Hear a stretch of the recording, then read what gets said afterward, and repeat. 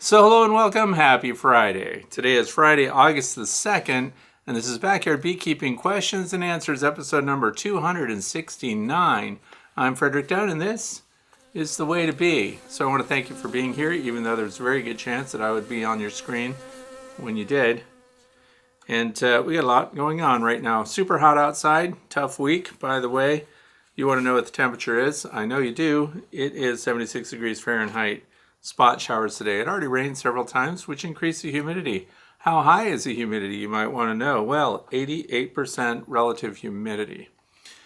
And the other thing is the wind, exaggerated by the lack of wind. 0 mile per hour wind. What's that in kilometers? 0 kilometers, no wind. So it's super sticky out there. Smoke impact. We have wildfires all over the place in this country, in Canada, and other parts of the world that are affecting air quality. It's really weird, but we're green today, which means no impact. So just keep an eye on that stuff. Do your bees respond when there's smoke from wildfires coming through your area? Not to my knowledge, not that I've seen.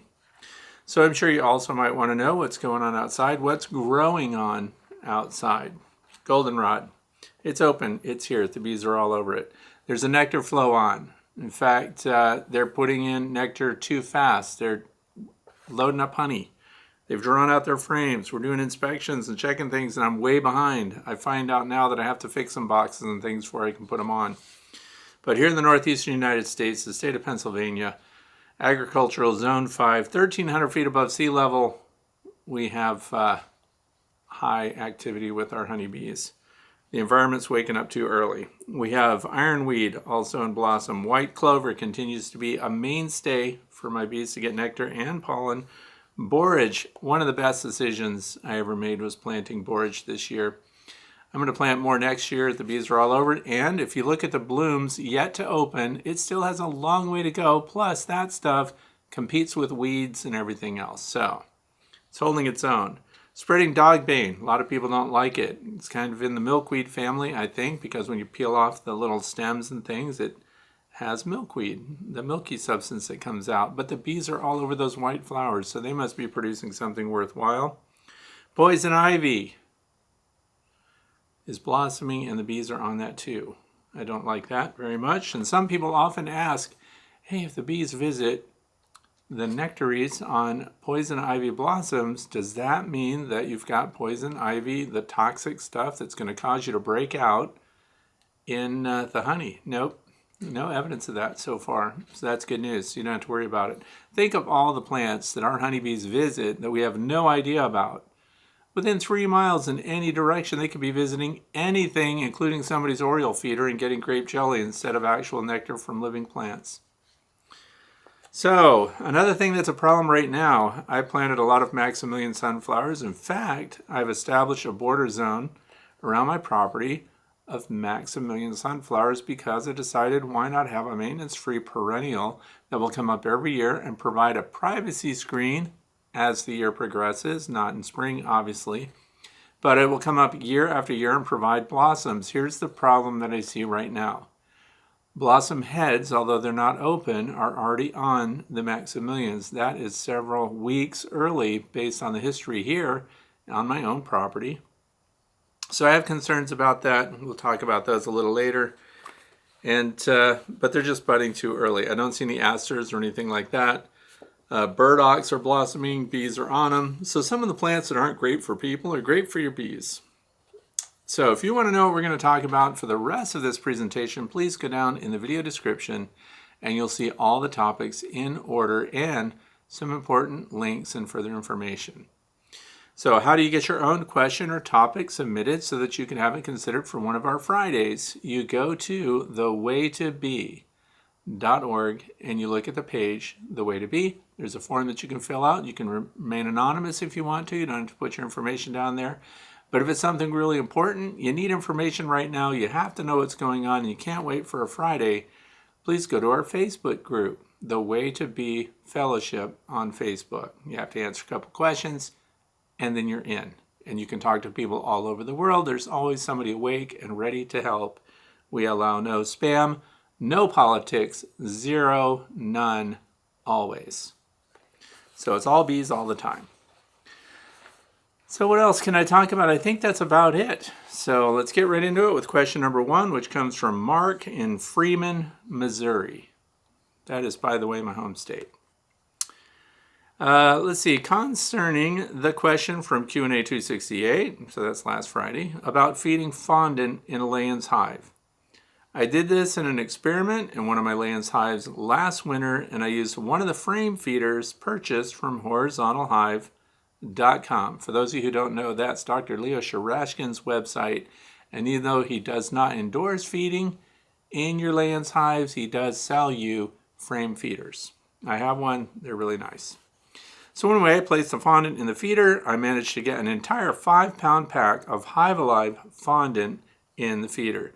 The bees did not use it much during the colder weather, but once it started warming up, they went after it and ended up cleaning up every bit of it. This was a late season swarm that ended up building up so fast in the spring that they got ahead of me and swarmed. Age-old story for beekeepers. The bees are always ahead of us. If you would like more details on how I did this, just let me know. So I think that's pretty self-explanatory. This is what the Layens frame feeder looks like. It's deeper, of course. It has the length that's just right to go into a Layens hive. You could put syrup in it. There's a wooden cover for it that goes right down. That's what these clips are for, and that keeps the bees from drowning in there. But so if it worked for fondant, that's good news, because you don't have to then spread apart the frames. You know, there are always special adaptations necessary when you're working with the Layens hive. And for those of you who don't know, the Layens hive was developed at the same time that the Langstroth hive. So Reverend Lorenzo Langstroth was inventing the removable frame hive and taking advantage of bee space and all of that. At the very same time, the Layens hive was being developed overseas. So, and there are people that swear by it, want it, and nothing else. I have problems with the Layens hives overall. I have a couple of them. And every time I need to make a split or add frames or swap resources or something like that, nothing matches up because the rest of my stuff is Langstroth. So if you're a brand new beekeeper and you're looking at equipment and you're thinking about, oh, there's so many choices, we have top bar hives for horizontal configurations. We have Langstroth and Layens. And now there's the Ivory Bee observation hive. Which one would you pick? So I would say for the beginner, here's the thing. It's kind of like camera equipment sometimes. The brand that you start with, you kind of want to stay with because you're going to be buying other equipment that goes along with it. And for cameras, it's lenses and flashes and strobes, speed lights, things like that that go with one particular brand. Well, the biggest and most common brand out there for beehives is going to be the Langstroth configuration. So that's when you end up with the most compatible equipment that goes with it. And if you want a horizontal hive format, which is easier for older people, younger people, my grandson likes them too, even though his favorite hive right now is his flow hive. The Layens is going to be a little bit more challenging when it comes to getting equipment in that's compatible for it. So you just have to be able to work with that and get your stuff. And sometimes you have to innovate and do unique things to it. But that was question number 1. We're going to move right on. Glad the fondant worked, and it worked in the frame feeder. And do not split up your brood when you do that. Hopefully you will put that where the honey runs out, because the whole point of fondant, in fact, I should talk about that now. When we put fondant on, frequently, here's the question, when should you put it on, and does it matter? It does matter, because over the last couple of years, by the way, I never used fondant until Hive Alive Fondant came out. And that's because it's a company that I trust. They do thorough research. They have a well-researched product in the Hive Alive syrup. So I thought, same people, same integrity. They're in Ireland. And when I decided to start using the fondant packs, it changed the way I fed my bees. So the problem is the bees like it. The fondant is something they go for right away, and that's why I'm going to suggest waiting until it really gets cool, until your bees are finished, settled, and they're already starting to enter states of torpor. So for those of you who don't know, honeybees don't hibernate. They go into a state of torpor, which reduces their metabolism, they cluster up, and they hover over their food resources. And this is really interesting because if you put your fondant or something else that they prefer up in the top, because that's where I recommend you put it, on top of your inner cover, and hopefully it's an insulated inner cover with insulation again over the top of the fondant pack. And then there's a hole in the middle. So if you put it up too soon, I find that some of the bees migrated straight up to it right away, and you ended up with a winter cluster very close to the fondant. Now, that happened mostly because I put it on late season swarms, so they didn't have a lot of honey resources anyway. But what they did do is got right up there, which meant then I have to replenish the fondant packs as we go through winter. With the regular colonies, once they clustered, and they're kind of clustered over their brood, and we have these fat-bodied winter bees that are developed, which live much longer than the worker bees that we have this time of year. Once they're clustered up and they start a little brood pattern there, and there's plenty of honey resources, they kind of stay on it. So once things get cold, start dropping below freezing overnight. In other parts of the country, this rhythm may be totally different, and it may not make a difference. Here, where we get snow and we get freezing temperatures, put your fondant on when the temperatures finally start dropping around the 30s at night. And that way they are already set. And Dr. Leo Shurashkin did this research too, a cluster, and of course he does the Layens hives. That's where they came up with this deeper frame. But we're stacking boxes, so they act like a deeper frame. And the bees will migrate upward 1 millimeter a day. Now I'm sure there's a little variance there, but 1 millimeter a day allows you to gauge when they start their clustering, what honey they have stored above, and how many days you have before they end up directly under that inner cover, having consumed those stored honey resources. So wait until it freezes, then put the fondant packs on. They're supposed to be an emergency ration. They're not supposed to be the main food for your bees. So moving on to question number 2. Let me see, did Mark? He sure did. Mark snuck in 2 questions. Usually I do 1 question per person, but this is it. So Mark from Freeman, Missouri again. In this past week's live Q&A, you spoke about the importance of checking mite levels this time of year. Absolutely, because they'll be developing those valuable winter bees later on, and we don't want your bees to be diseased from mites at that time. So anyway, this brought to mind an article I read in the USDA website discussing methods for testing for mites, including the sticky board method. The sticky board, by the way, those things are really expensive. I don't know if you've priced them, but sticky boards are expensive. It would be very easy for me, as my Layens hives all have fully screened bottoms with enclosures around them for pest control trays. That is a great piece of kit to have no matter what your hive design is. Langstroth, Layens, if you can have a number 8 screen on the bottom and a removable tray or insert underneath, that is very valuable for management and checking on your bees and seeing what's going on. Moving on. With the enclosures around them for pest control trays, the USDA article states, typically if 30 or more mites drop in a 24-hour period, then treatment is necessary. I'd say so.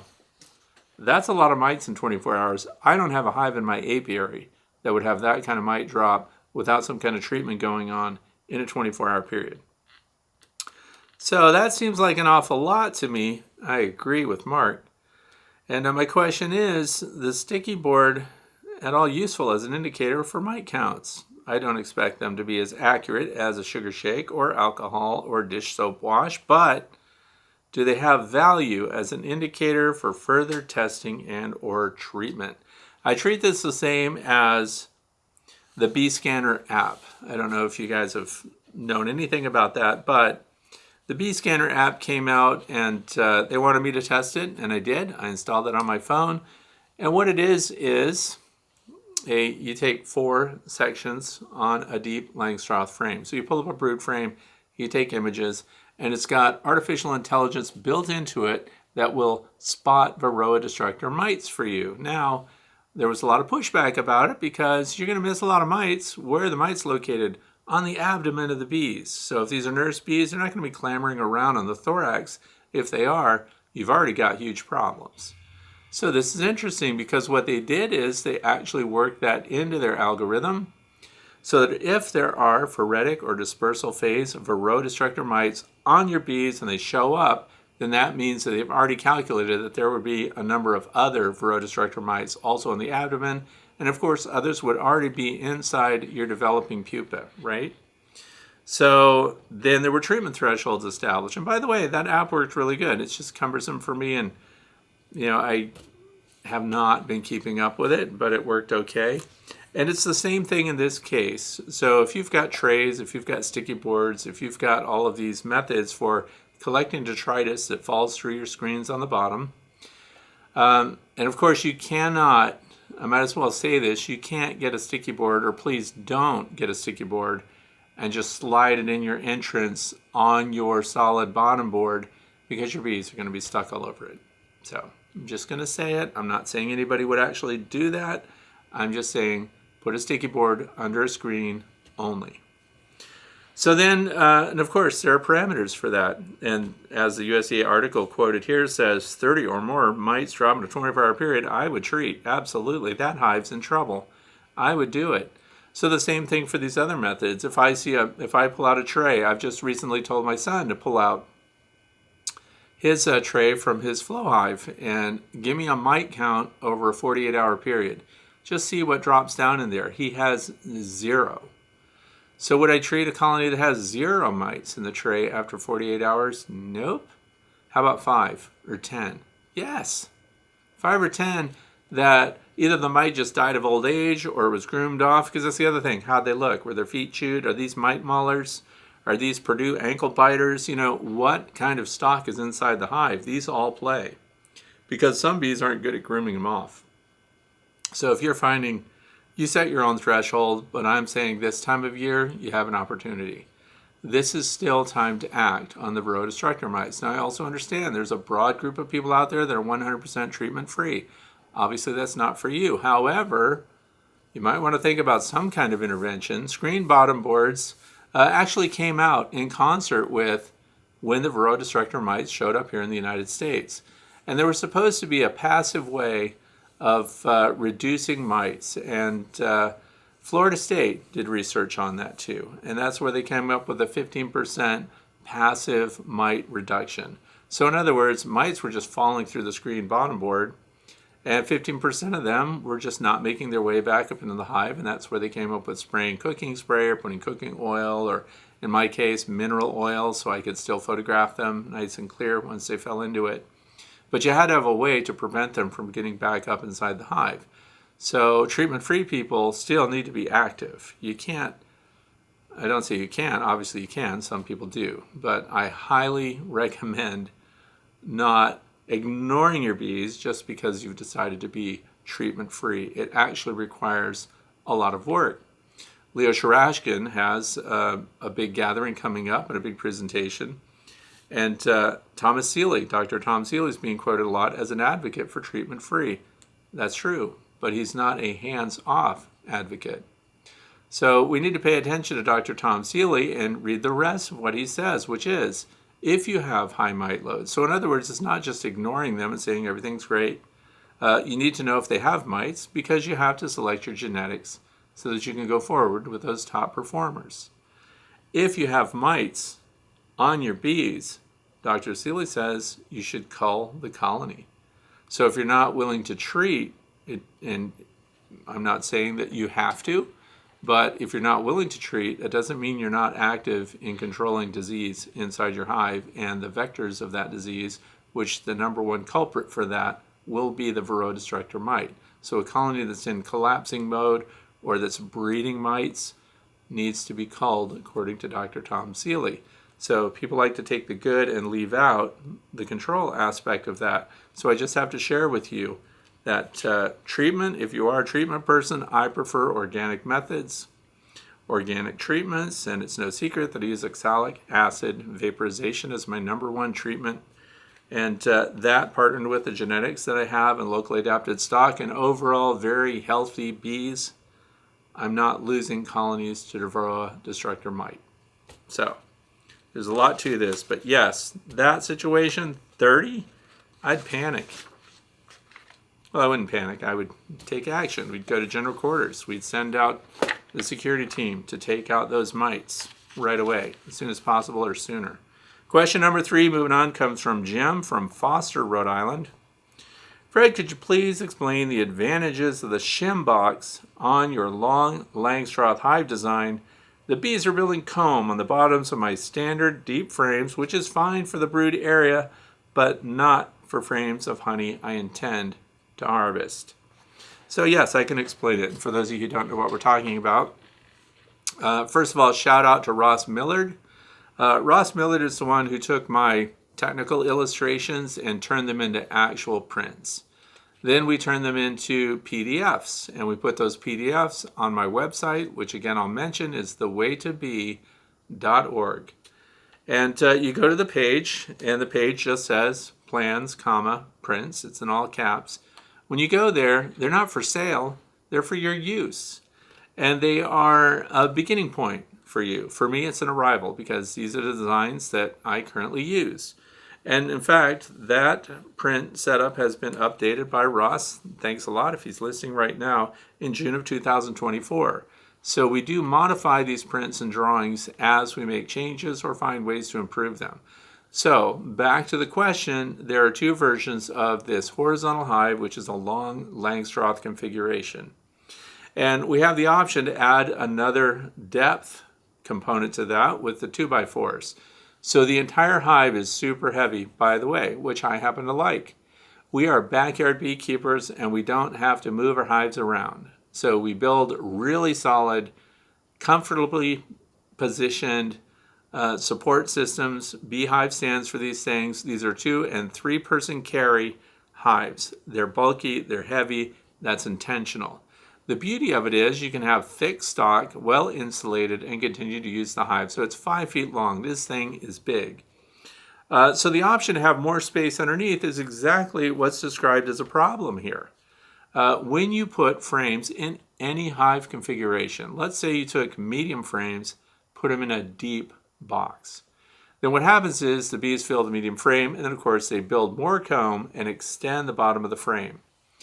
And I've done that too, because who hasn't been caught with not enough frames to go around and you just inserted a medium because you needed a frame as a placeholder. Any frame is better than no frame when you're putting a box together to hive a swarm or something like that. Anyway, and then what the bees do, very predictable, they'll build comb underneath of the frame and attach it. They're also very good at respecting bee space and not running it all the way and connecting it to the bottom. This is really interesting, and this is why we recommended the shim. And that's because some of the comb down there is going to be drone comb. In fact, most of it will be. And the problem, as stated here in the question from Jim, is in the honey super part. So there's no supering because it's horizontal all the way, and because we have a single entrance at one end, it's a predictable progression from brood to a mix of brood and resources, which includes pollen and honey, and then eventually becomes nothing but honey frames, and off they go down the line. And then you can harvest those honey frames. So you pull it out, you've got that shim underneath, and guess what's at the bottom? A frame of nice, fresh beeswax, and it's full of capped honey. That, to me, is a bonus round. You can't put that in your extractor. Of course, you're going to be cutting it away. So you just shave off that whole bottom there, and you can have chunk honey from that. What's chunk honey, you may be wondering? Well, you cut that comb off the bottom with a nice clean knife, and it's all capped honey, and then you can take those chunks and put them inside your honey jars, and then you pour the honey that you harvest and fill the jar the rest of the way, and you've got something called chunk honey. It looks really good on the shelf. People love to see actual comb and beeswax. Now the other side of that is you can crush and strain it. There are other ways to harvest the honey off of that. And when you crush and strain, that leaves you with a bunch of nice clean beeswax to use for candles and other things, coating foundation frames and things like that. So it's intentional. Exactly what the problem is for Jim is what is intended in the design. So you have those options. So the other part is the brood area. You'll be cutting those away if you want to use that as varroa control. So as I mentioned before, those people who are going to be treatment-free should not be management-free. So that allows you, when your drones get capped underneath your brood frames, and this happens during high productivity times of year. So when there's a lot of brood being built up, really strong colonies tend to produce up to 20% drone comb when it comes to their brood. So they put that in the periphery a lot. Sometimes it's a frame that's more distant from where the central core of worker brood is being developed. And then you can pull whole frames. There are frames designed just for that, but letting the bees build their own comb, and you can uncap that, but you're going to be cutting it off and removing them while they're capped in their pupa state. So when they're doing that, what you've done is you've removed where a lot of your varroa destructor mites are located, and you can feed them to your chickens and stuff like that. Or you can just put them in the freezer, kill them, and then render the wax if you want to. There are a lot of options on what to do with that. And then, of course, the bees are left building up more comb. Now, the other thing is, after you've harvested at the end of the year, if you're in an area where it gets cold, like here in Pennsylvania, when you do that at the end of the year, the bees don't build the replacement comb in those areas at the end of the year. So now we've got a free flow area underneath those frames where your bees can move. They keep it very clean. There isn't a lot of detritus or bits and pieces on the bottom. You also have options to have screened bottoms with removable trays. And here's the other thing in that design. You'll notice that our removable trays and the screened bottoms don't run the full length of the hive because it's unnecessary. The reason we want those screens is underneath brood frames because we want those varroa mites to fall through and bits and pieces like that.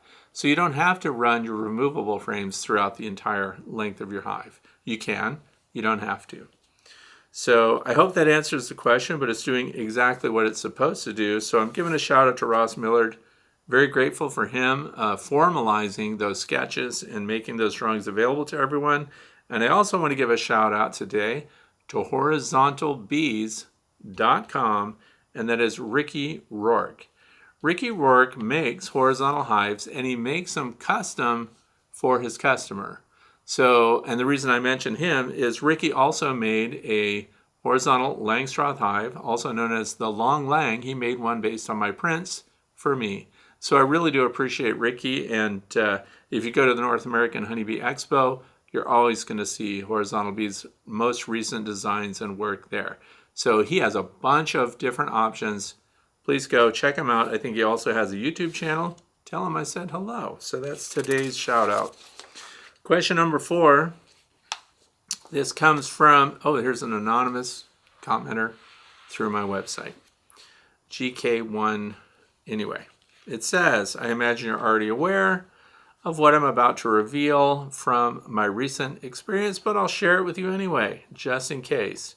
During my recent OAV treatments, so OAV is oxalic acid vaporization, I blocked the entrance while I did the treatment to maybe contain more of the vapor inside the hive. What I noticed at the entrance that really stood out at me was the traffic jam I created by blocking the returning forages from entering the hive, and they stayed at the entrance. I was amazed at the amount of returning foragers that had pollen on, especially that early in the morning and in the middle of what I thought was a dearth. Then I thought back on some of your videos and how you've mentioned getting your grandkids to watch the entrances for returning foragers bringing in pollen 10 or more times a minute. I don't know about you, but it's hard to see them come in and see what they really have on sometimes. Then it hit me. If you really want to see how much is coming in at specific intervals and what they're bringing in, block the entrance for that specific time period. Take a picture. It makes counting and evaluating so much simpler, and you can record it for your records easier. And then so an example was attached. So I just recently this week, I think it was on Wednesday, I posted a video, quick tips for oxalic acid vaporization. So I did go over those aspects, and the other part is we wanted to block the entrance for 10 minutes. That's the standard. Now, I'm really glad about this, by the way, because I hadn't thought about this method. So it's fantastic for people that just want to see. These are cotton cloths. These things are dirt cheap. I get these on Amazon. For those who want to know, you can find them yourself, I'm sure, but they're 100% cotton towels. I use these to strain beeswax, for example, if you want to heat that up and stuff, because Once you use a cotton cloth, I think these end up being about 50 cents a piece. But if you strain beeswax with them, they become fire starters for you. So it's like a wick. You cut them up and start your, if you've got a stove, if you've got a fireplace at home, or even camping, they work great for that. But here's the thing. I just roll these up and lay them on the landing board and restrict the entrance. So this actually would be perfect even when you're not doing oxalic acid vaporization. You just take it, lay it over the entrance, click your stopwatch or have the kids do it, let it go for a minute, and then take a picture just as described here. You will have a chance to see, because we know they scoot in super fast. This will not interrupt the productivity of your colony at all. Not just that, bees put up with this activity. They're really not super defensive about it, because what is it? It's a dry cotton cloth that just ends up laying there. And then after 60 seconds, take a picture with your cell phone if you want to, or you can just look at them. They land on the front of the hive, they land on the cloth, and there is some air passing through, so it's not 100% closing off your hive. And if you do it early in the morning, because it was interesting, if you watch that video, and I hope that you do, then you'll see all the pollen that is coming in, and that was at 7 o'clock in the morning here also. So it was a great way to notice everything without sitting there going, was that pollen? Was that pollen? Because I found out too that my grandchildren look for yellow pollen, golden pollen. And like, for example, white clover is something that the bees are getting nectar from right now, but they're also getting pollen. It's just not yellow. It's often tan and looks just off-white. So people miss that because in their head, they're looking for something that looks like a Cheeto on the corbicula of those bees. So that is a great tip. And I have to say, I love it when my viewers make comments like that. Of course, this person didn't want credit, I guess. But these are great ideas. And this is why I always say no one is smarter than everyone. And I don't care if you've been keeping bees for a month. You may make an observation or have an idea that beekeepers that have kept bees for decades have completely ignored. I'm all about listening to people, old and new. And this is an example of a great tip that I think will work out. So that's super. Take a picture or just look at them. Question number 5. This is from Jen Drown.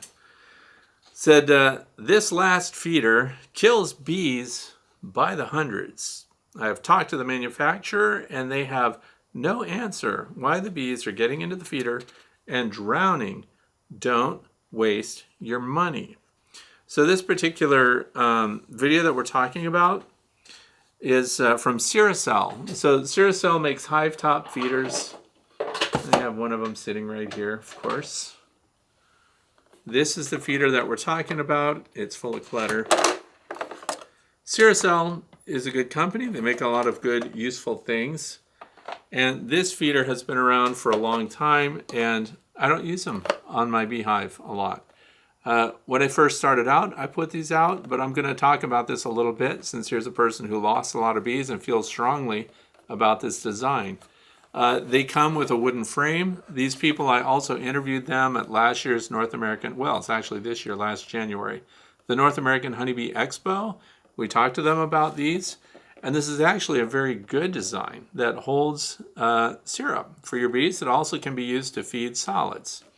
So, of course, if you want them to access, sugar or whatever you've put out here, fondant, in my case these days, you pull this cover off, they have full access, and of course there's an outer cover on top of this that keeps them from just running amok everywhere. The other thing is they have these inserts in the corners. Now these inserts are used to allow your bees to get down into the corners without going over the free surface area of the syrup that you've got in here. So the thing of it is that strikes me is that oftentimes when your bees are really hungry, for example, and because they're in the corners, if you tip it, if your hive is tilted any which way, they're going to drain it 100%. But that's a Ciracel hive top feeder. But the thing that strikes me about this is when you first feed your bees, often there's a rush for the resource, especially we're talking about syrup. If it weren't syrup, they wouldn't drown. So there are other aspects to this I want you to think about.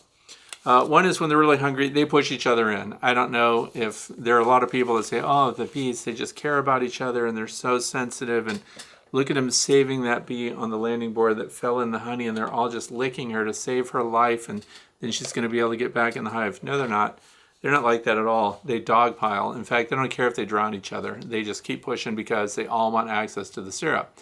Now, heavy syrup. The people that make 2 to 1 in these really heavy syrups, or they put ProSweet straight right into these hive top feeders, you will absolutely have some dead bees in there, and here's why. Just like if you put honey in there.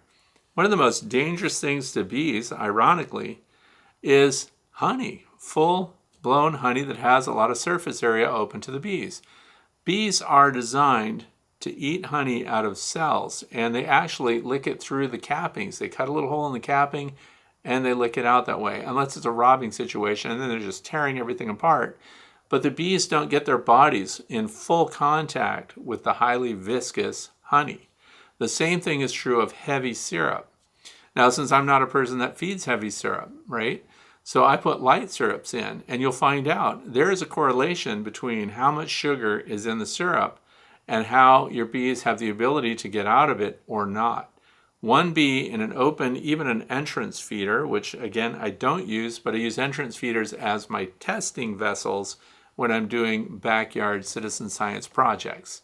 So the highly viscous liquids, the bees can land on it, flip over on their backs. That's when it really happens. They flip on their backs and then their wings touch it and they get stuck, and then they can drown.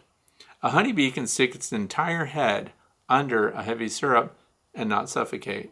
Why is that? Well, because they don't breathe through their mouth or their head. They respirate through the thorax and the abdomen. That's why their heads can be all the way in, their abdomen can be out, and it's pulsing, right? So they have holes along the sides that they breathe through. Spiracles.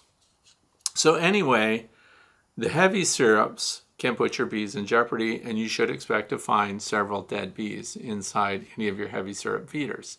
Now, if you go 1 to 1 or even lighter, then you'll find that even when there's this big dog pile going on, their chances of climbing out are much higher. So fewer dead bees, thinner syrup, and so it goes.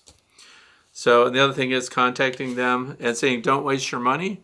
I don't know that the money is a waste if it's something that you need, but I'll explain why I don't use that large hive top feeder, because frankly, if I needed to do an inspection or something like that, it's just big, and if you had a bunch of syrup in it, it's unwieldy, and you could dump the syrup.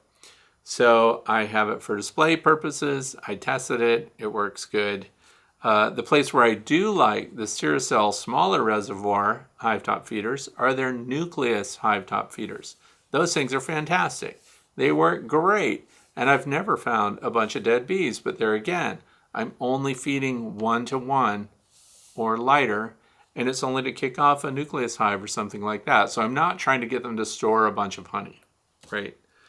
So I hope that Jim gets a good answer, or if maybe it's the viscosity of the syrup that was on there that was the culprit. So don't throw it away, and don't feel that you've wasted your money. I hope you'll try it again and come back and let us know if that might have been the problem.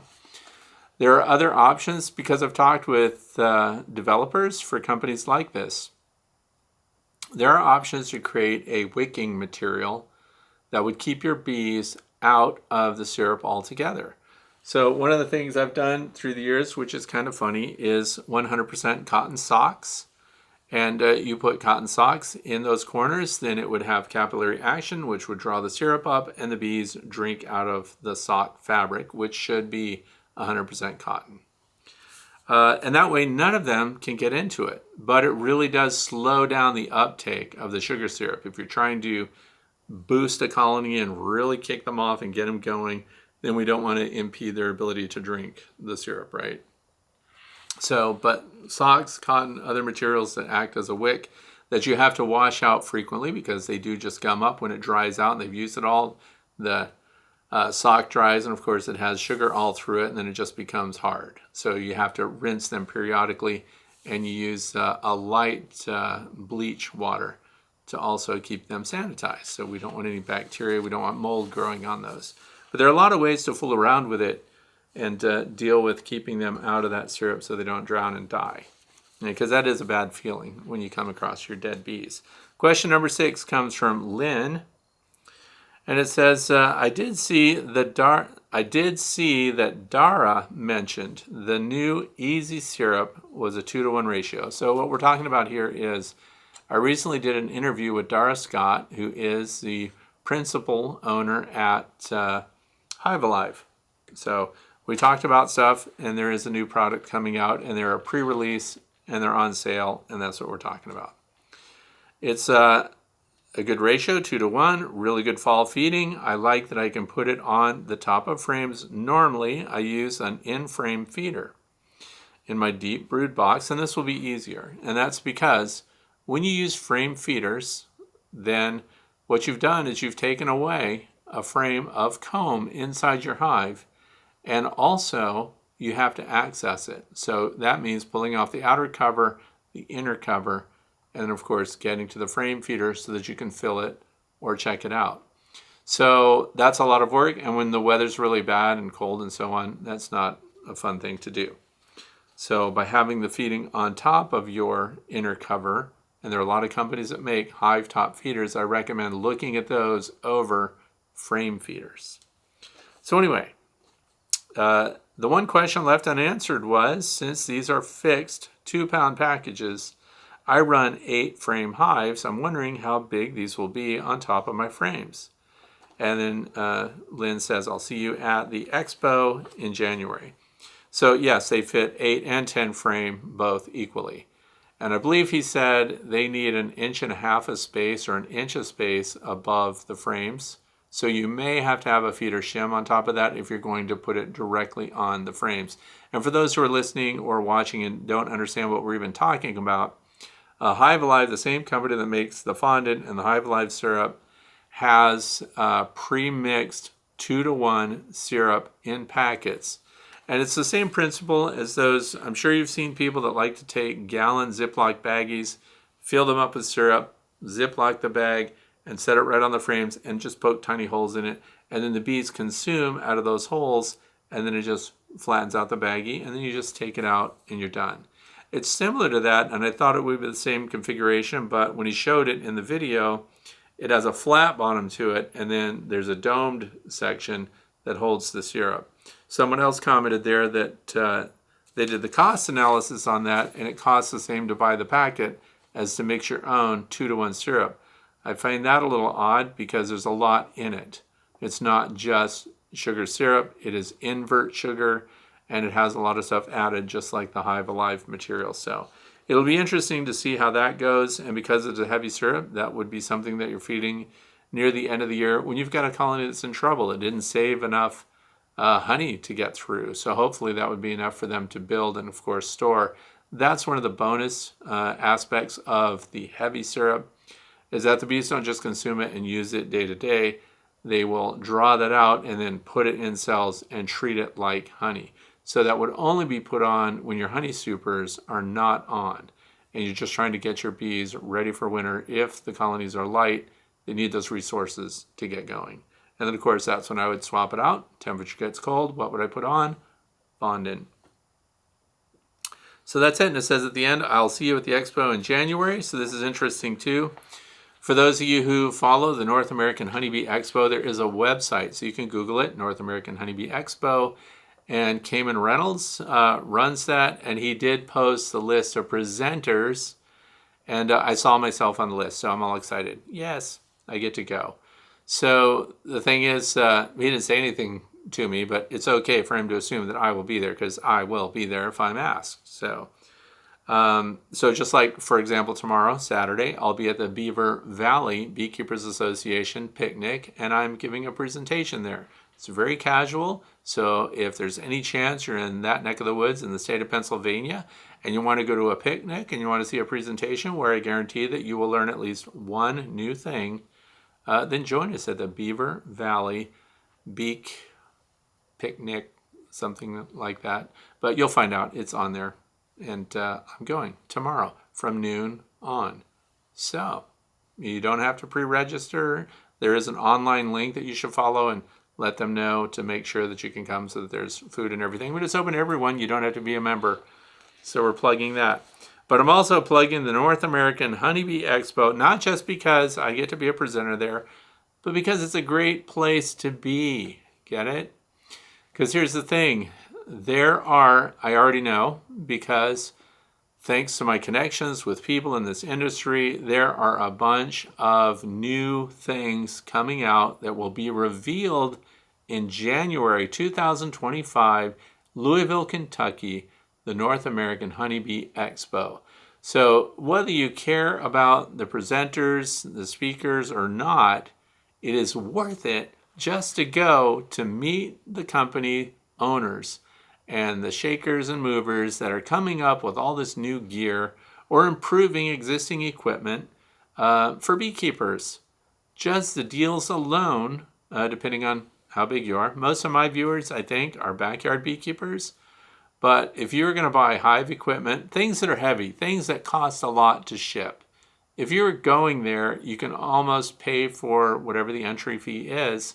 You would get that back and have all this great exposure, and maybe go and see a presentation from your favorite beekeeper or something.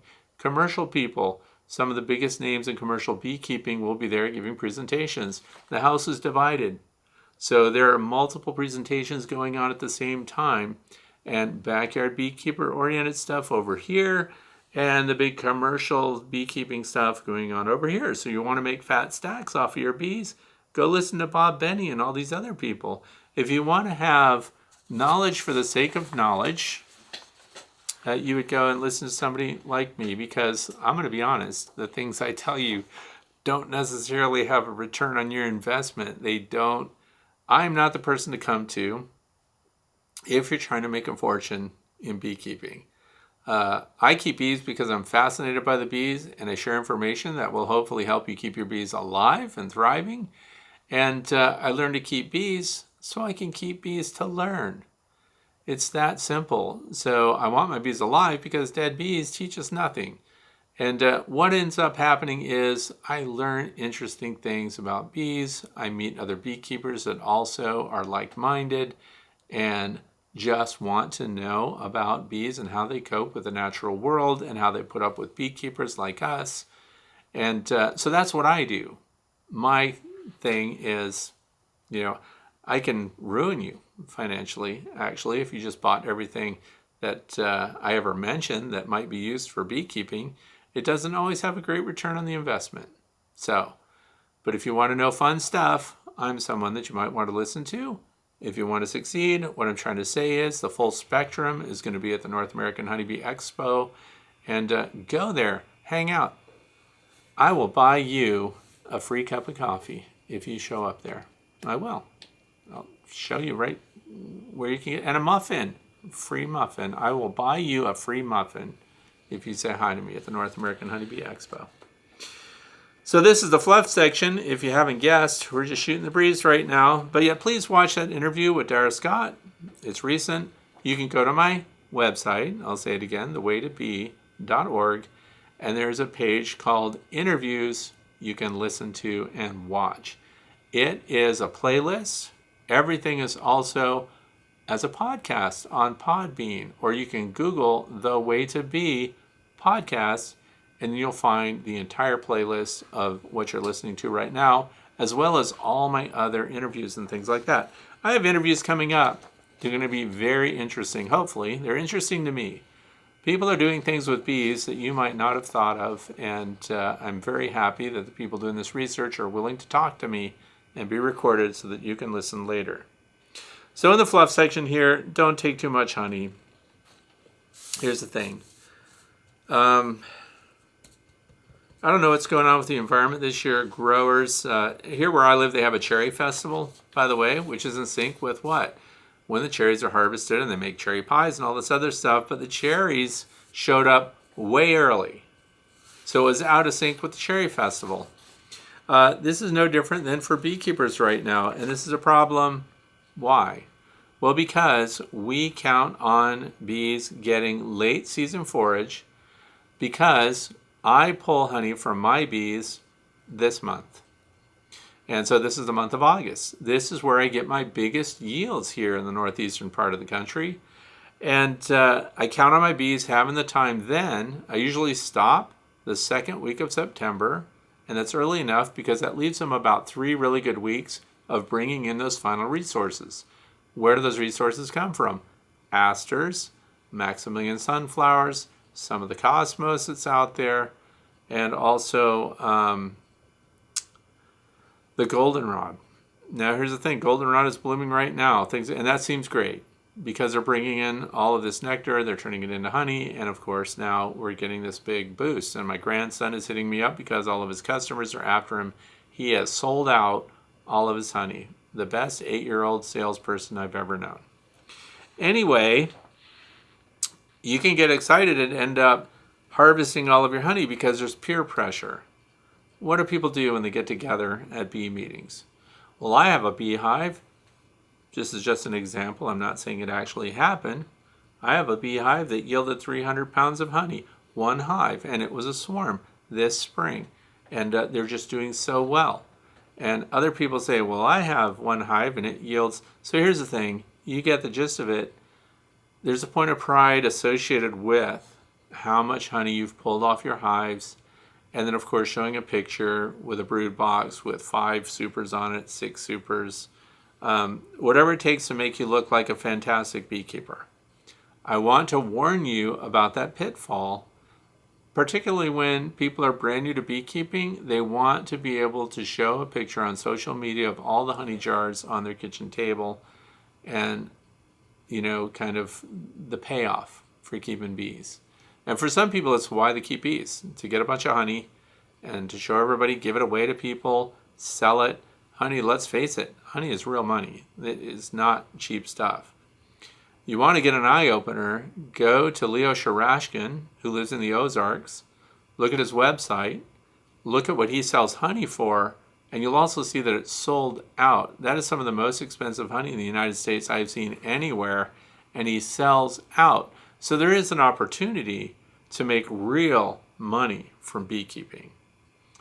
But the reason I'm prefacing with that is leave enough for your bees first, because here's what happens. When this environment dries up, our bees are going to be in a pickle. What do the bees do when there's still plenty of warm weather ahead, still plenty of flying days ahead, but all of the resources in the environment have dried up? What are your honeybees going to do? Because at that point of the year, they have a surplus workforce in the thousands. Now, when they do that, and those are unemployed, guess what they're going to do? They're going to get employed. What's their employment going to be? They're going to be thieves. They're going to rob out weaker colonies. And when that forage dries up, the intensity, the pressure from all these other bees are going to be scouting each other out. And any colony that's queenless. So this is part for you. This is why this is the fluff section. I'm giving you this information well ahead. If you have a queenless colony or a small colony that is not doing well, they're going to be top of the list for getting robbed by these aggressive foragers from some of your largest, most successful colonies. And it only takes a couple of them to get in and access some nectar or honey and get away with it and go back and waggle that we have a colony with a landing board that's not well defended, that they zipped right in, they got it back out, and a bunch more go in, and then they get in and out, and now we've got this feeding frenzy that's almost impossible to stop. So some of the things I want you to stock up on and be ready for, if you're a new beekeeper, if you've been doing this a while, you already know what's coming. These are robbing screens. This is a robbing screen from Bee Smart Designs. By the way, when the North American Honeybee Expo comes up, you're going to want to see what's new at Bee Smart Designs along with other people. This is another robbing screen made by Ciracell, the company that made that hive top feeder.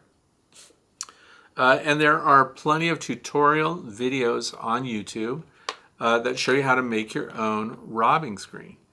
And so you have to have it in place ahead of time, because let me explain that once the robbing starts and you notice it, it's going to sound like a colony is swarming. The difference between robbing and swarming is the amount of debris on the landing board. It looks like a melee. It looks like Black Friday at Walmart with everybody just running all over each other. So by then, the frenzy has started, and very difficult to stop. You can stop it, but here's the other thing. that colony may already be weak. And by getting robbed out, their chances of surviving winter are 0. So, or you'd have to feed after you've closed it up and protect it. So what can you do? Reduce your entrances. So after, and this is not while the nectar flow is on, of course, all your bees are fat and happy. This is when the resources start to dwindle. This is when I want you to come down and really narrow up your entrances so that your colonies can defend much easier. And if they're robbed out, that's just it. You have a mess on your hands. So I've warned you about that. Don't take too much. Don't fall for it. Don't feel like you have to brag about the amount of honey that you make. So anyway, light syrup won't drown your bees.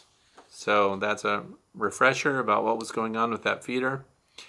Water pan escape. So we put a lot of water pans out. I have those plastic barrels. The bottoms are cut off. And so we put out water because it's dual purpose. My chickens go to it to drink. And we also have Japanese beetle traps. So we collect Japanese beetles and we dump them in the water. The chickens run over and they eat them. We also feed Japanese beetles to our pond fish. I have plenty of videos showing how to do that on my channel. The channel is Frederick Dunn on YouTube. And there's a little search part up at the right there. You can type in Japanese beetle traps and things like that, recycling. And I kill my Japanese beetles just with hot water. So how easy is that? Anyway, the pan. You will see honeybees flipping off the edge of a drinker and upside down, buzzing around in the water. And again, I want to say that people think, the bees, they're going to help each other out because you've got a whole row of bees along the circumference and they're drinking too. And certainly they'll help the drowning bee get out. So I sit there and I watch because I'm an observer of bees. And I see the little bee drowning, doing its little circles and stuff, and it gets close. And sure enough, one of the bees on the edge grabbed it and got a hold of her so she could get out. No, she didn't. She held onto the bee in the water and used her tongue to drink from the saturated hairs on the bee that's drowning. And then once that bee drank from her, it flew off and left her still spinning around in the water. So that leads me to fluff tip here. These are available at craft stores. This is plastic and it's used for needlework of some kind. I'm not a needlework person, so I don't know, but these look like they're about 1/8-inch openings, maybe. And this plastic, at first I thought I would just throw it in the water and then it would float, and then any bee zinging around that couldn't get its footing would get on this and climb out and be saved. But then I found out it sits too low in the water. So what would you do? You buy these in packs of like 5 or 6. They're on Amazon. I'm sure you can get them. I just bend it over like this. See, I waited until I'm making this video before I bend it over because I want you to see how easy it is to mess up a piece of plastic that you get from Amazon or your local craft store. And see what happens is it stays bent. Very easy. I thought I was going to have to heat it or something. So then what I do is you can put this in a bird bath or in whatever your open pan is, because a lot of people put gravel in and things like that. I don't do that because remember, my chickens are drinking from it. We also like to be able to rinse it out. I hook this on the edge of it and let this part go right in. Now I have a ramp, the bees go around and they climb up. Guess what else the bees do now that I put this here? It's not just an escape route for the drowning bees. Other bees land on it and go down to the edge and they can drink right through it. How cool is that? That's fluff. These are dirt cheap. Get these needlepoint things. Maybe, you know somebody that has them that's artsy craftsy and they're hoarders, so they saved a whole bunch of them they don't plan to use. Just help yourself. Just put them in there. So that's my plastic grid. Prep for wasp defense. Here's the other thing. I've had calls from people that were concerned about wasps. Just a couple of days ago, my grandson wants to go on all these calls. And I realize this is bad. Why is it bad? Well, people make a living doing pest control. And a friend of mine sent me a picture, as people often do, and they said, is this a problem? So here's the sidewalk in front of their house in suburbia, and there's a maple tree there. It looks like a red maple, and what's hanging from it? A big nest of bulb-faced hornets. The other part is she's allergic. So they contacted a pest control company. It was going to be like $260, $280, so $280. She said they were going to come out and just spray it and leave it right there. And what did I think? I said, well, I think you need to get rid of the bald-faced hornets because they're right over the sidewalk. This time of year, they're going to be, aggressive later. And that's something you don't want to be stung by. They don't call them bullet hornets for nothing. And they're really just wasps. They're not even in the hornet family at all. They're just wasps that get this name. So anyway, my grandson, I thought this would be a great teaching experience. He was so disappointed in me, it was palpable. Because, we thought it was going to be this big dramatic thing. And what I did is I brought my industrial trash bag at 6 mils. You can get really thick industrial waste style trash bags. And I climbed a ladder and I brought a clipper with me and I put the bag over the nest. Just move really slow, just like with honeybees. If you're moving really slow, you're gentle. Even bald-faced hornets, they don't know what to do with you. So I closed it all up and then I clipped it and I dropped it inside and I goosenecked the top of the bag and I zip tied that shut. Take the bag, set it in the sun, and they're done. So now I have this really cool, intact bald-faced hornet nest. Very cool stuff. But he was disappointed because he thought it would be more dramatic, like the wasps would attack you and things like that. But the reason I'm telling you the story is, as beekeepers, we often get called about bees. People, we have bees in my tree, come and get them. And then you're going to find out they're wasps. Yellow jacket nests at the end of the year can be huge. And the reason it's a big deal this year is we had, where I live, a mild winter.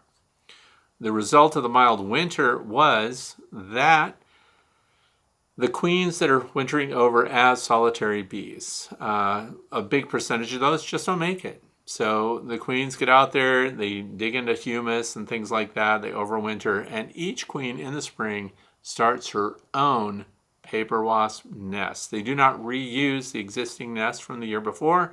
They make new ones always. So for example, you find one that's in your attic, in your ceiling, in a gable somewhere, and you think, we got to take that down. We don't want them to move into it. They don't reoccupy it. So in fact, some people leave them as a deterrent.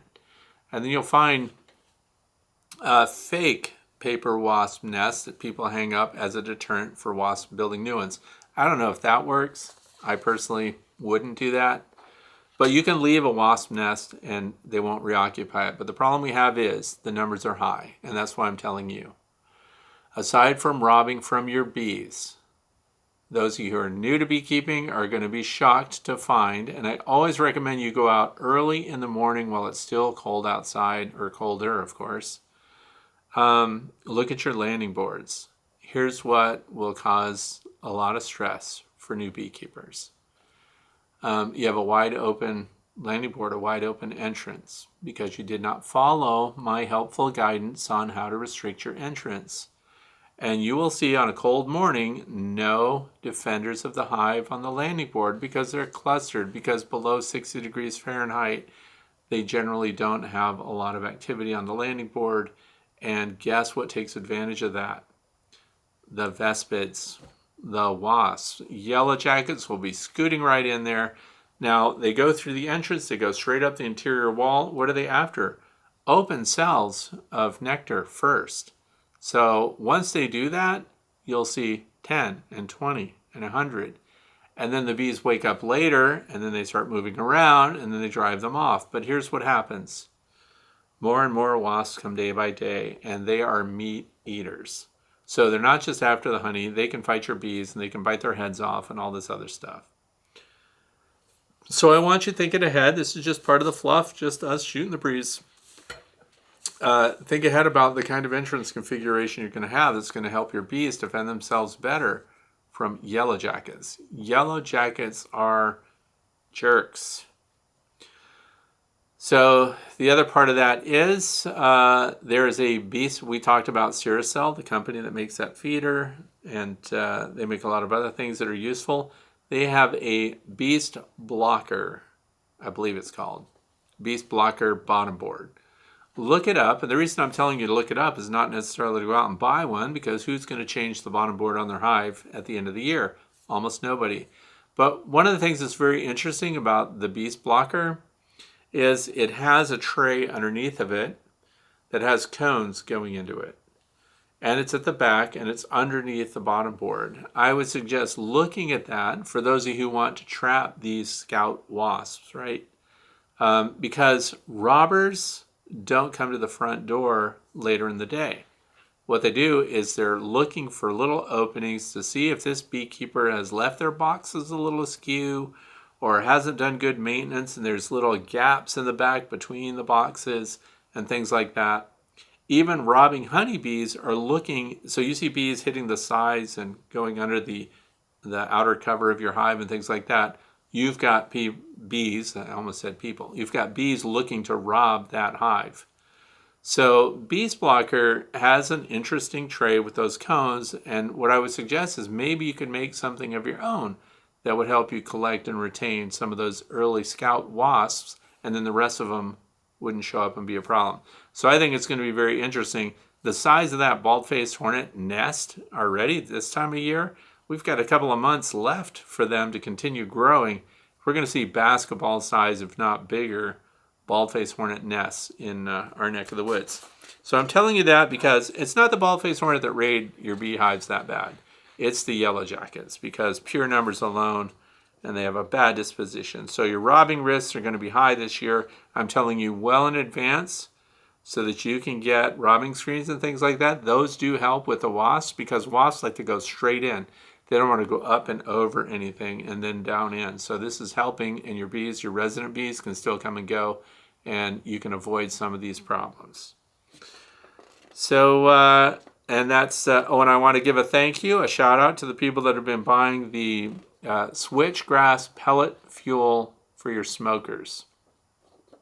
This is a nonprofit organization. It's the Northwest Pennsylvania Beekeepers, and they sell the switchgrass pellets for your smoker. The feedback on that fuel is fantastic. I'm going to put a link down in the video description.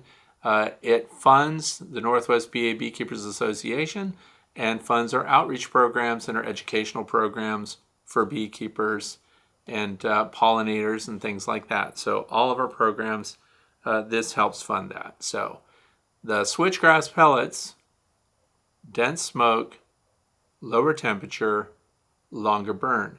I was recently listening to a podcast, and one of the topics that they had on there, I think it's the Beekeeping Today podcast that's sponsored by Better Bee.